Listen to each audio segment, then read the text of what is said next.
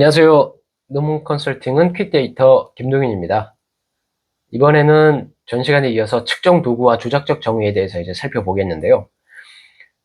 이 각 변수, 측정 도구의 개념에 대한 조작적 정의를 제시해야 됩니다. 이 조작적 정의라는 것은 측정 도구와 구체적 내용을 기술하는 것인데 합리적이고 쉽게 수긍할 수 있어야 됩니다. 예를 들면 애착이라는 걸 우리가 한번 예를 들어볼게요. 애착.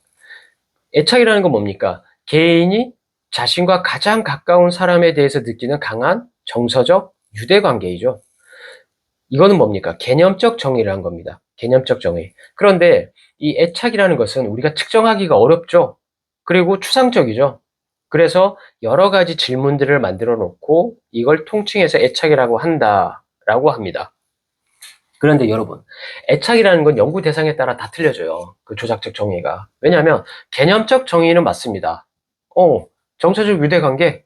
그런데 초등학생의 애착, 혹은 부모가 자식에 대한 애착, 혹은 친구 간의 애착, 애착은 연구 대상에 따라 다 틀려질 거예요. 그래서 내 연구에 맞는, 그 목적에 맞는 조작적 정의를 해야 된다. 이겁니다. 그 개념적 정의를 바탕으로 애착을 제대로 측정해 줄 수 있는 나만의 조작적 정의를 통해서 애착을 측정할 수 있겠죠. 이 또 다른 예를 들어볼게요. 브랜드 충성도라는 우리가 변수 사용을 하겠다. 브랜드 충성도를 최종 변수로 선정을 했어요. 그럼 소비자들이 브랜드를 재구매하고자 하는 의도, 혹은 타인에게 추천 의도, 이런 거죠. 타인으로부터의 추천 의도. 그럼 이런 것들을 변수로 정의하고 측정할 수 있죠. 이 브랜드 충성도는. 그래서 연구에 사용되는 각각의 그 구성 개념에 대해서 다양한 또 여러 개의 조작적 정의가 가능합니다. 그래서 이 중에서 가장 적합한 것을 선별해서 잘 선택해야 됩니다. 무엇보다 합리적이고 쉽게 수긍할 수 있는 수준이어야 한다. 그 조작적 정의가. 그리고 학문적 연구에서 활용되는 것이 아니거나 선행 연구에서 활용된 것이 아니면 리스크가 크니까 피해야 됩니다. 예를 들어서 브랜드 충성도를 내가 측정하려고 하는데 선행 연구 기반하지 않은, 학계에서 사용하지 않는 브랜드 충성도의 그 측정 도구를, 질문들을 내가 마음대로 만들었다. 그러면 절대 안 되는 거죠. 만약에 내가 직접 만들었다, 질문지를. 그러면 우리가 그 척도의 개발화와 타당화 이런 거를 논문 검증을 받아야 돼요. 학회지나 학술로서. 근데 그 검증 없이 그냥 브랜드 충성도 내가 만들었다. 그러면 절대 있을 수 없는 겁니다. 그래서 선행 연구를 기반해야 된다. 그 측정 도구들을, 질문 문항들을. 그래서 내가 사용할 변수를 어떤 도구로 어떻게 측정할 건가? 그걸 밝혀서 객관성을 확보해야 된다는 것이죠. 자, 다음은 이제 설문지 설계인데요. 우리는 이제 보통 설문지 수집하고 그러니까 선행 연구들에 있는 설문지를 수집하고 변수에 대한 설문 문항을 확정을 해야 되죠. 그리고 이제 표지 디자인 뭐 이런 걸 해야 되는데, 지금은 연구 계획서니까 교수님께 그냥 질문 문항만 얘기해 주시면 될 것 같아요. 이렇게 질문 문항만 만들어서. 여기서 중요한 건 애매한 단어나 질문은 하면 안 돼요. 그리고 명확한 표현의 질문을 해야 됩니다. 애매한 단어, 전혀, 가끔, 거의, 이런 것들을 석박사 논문에서도 많이 볼 수 있습니다. 그런데 이런 것들의 형용사 같은 경우는 뜻이 명확하지가 않아요. 사람마다 이 정도의 그 크기에 대해서 서로 다르게 느끼잖아요. 그래서 선택 기준이 달라질 수 있습니다. 그 질문 체크할 때, 응답자마다. 그래서 그런 애매한 단어나 그런 건 하지 않았으면 좋겠다. 그리고 질문은 최대한 짧고 간결해야 합니다. 뭐 블라블라블라블라블라 이게 아니라 100명이면 100명의 응답자가 간략한 질문을 보고 똑같이 인지를 해야 돼요. 아, 이걸 묻는구나. 그런데 어떤 사람은 이걸 묻는 건가? 이런 식으로 하면 안 돼요. 그게 질문이 길어서 그런 문제가 나올 수도 있거든요. 그리고 하나의 질문에 2개 이상의 의미를 포함하면 절대 안 된다. 2개의 질문. 예를 들어서 내가 배달 주문 앱의 지속 사용 의도, 그러니까 뭐 그 배민이나 요기요 뭐 이런 것들 있잖아요. 예를 들어서 이런 앱에 대한 수용성에 대해서, 그 수용 의도에 대해서 연구를 하려고 한다고 칠게요. 그럼 질문을 이렇게 만들 수 있어요. 뭐 만족한다라는 걸 측정하는데, 나는 배달 앱을 사용하면서 가시성과 가독성에 모두 만족한다. 자, 그럼 질문이 지금 몇 개입니까?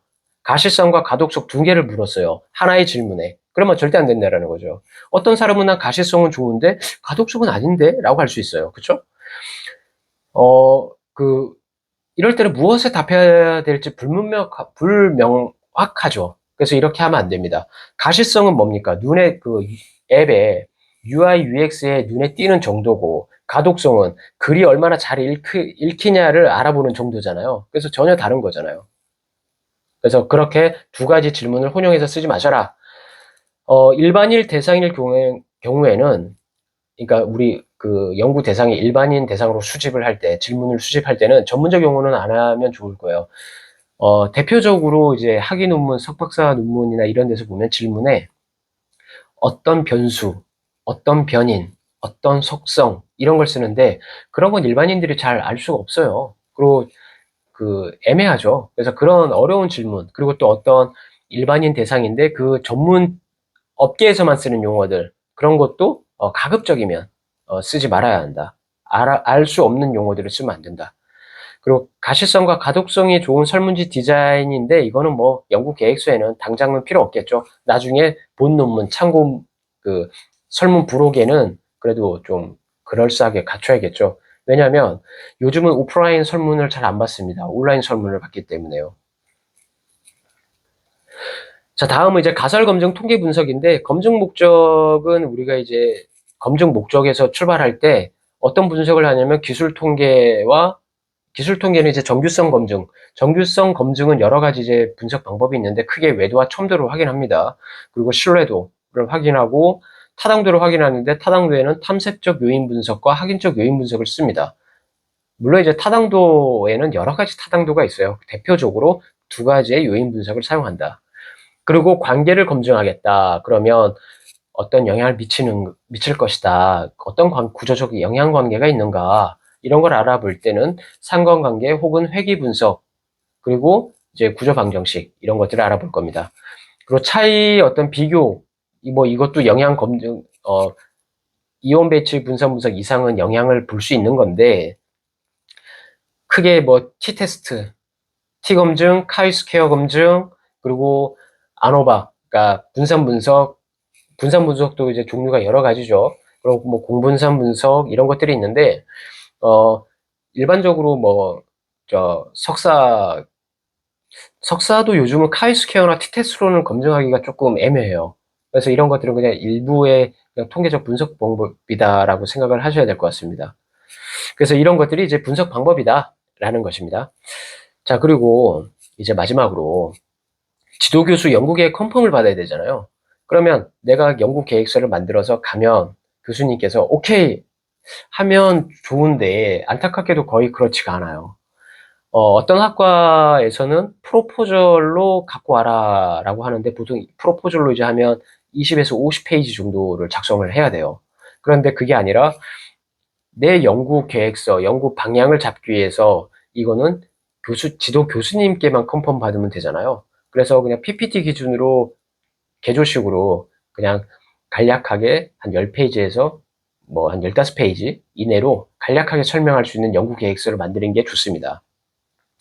그럼에도 불구하고 이제 가져가면 교수님께서 변수를 이걸 바꿔봐라, 아니면 뭐 새로운 뭐 이 변수를 추가해봐라, 이런 식으로 계속 수정 보완을 거쳐 나갑니다. 이거는 논문을 쓰는 과정이니까요. 한 번에 오케이가 안 되면 이제 막 멘탈 나가거든요. 바쁘고 힘든데 또 이걸 시키니까. 근데 그건 과정이고요. 그거는 뭐 어쩔 수가 없습니다. 그래서 본격적 논문 작성 전까지 지도 교수님께 컨펌 받으면 사실 50%는 논문 끝난 거예요. 사실은. 근데 그 과정까지가 고난의 연속이다.